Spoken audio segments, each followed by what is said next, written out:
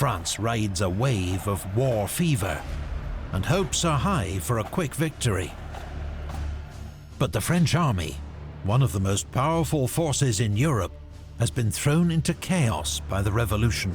Now, the army here, it's in an interesting spot. The military overall, including the navy, a lot of the officer corps has been lost, right? Because if you think about the Ancien Regime, or pre-revolutionary France, well, a lot of the army officer corps and leadership was made up of aristocrats. That's how it worked, in fact.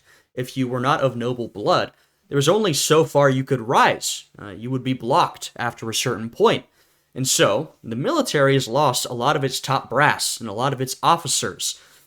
That's a challenge, right? You're going to need to train more people up. And I mean, what we see over the course of these coming wars are a new class of leadership rising up through the ranks who actually end up being incredibly talented, right? I mean, Napoleon is one of those people.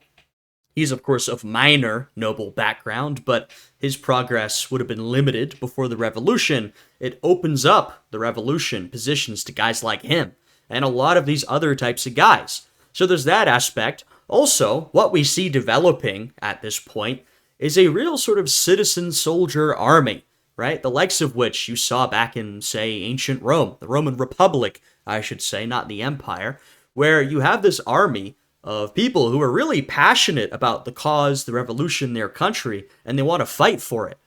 You know, that's something that wasn't super common at that time. A lot of these armies throughout Europe consisted of a lot of guys who had nowhere else to go. They could only go to the army.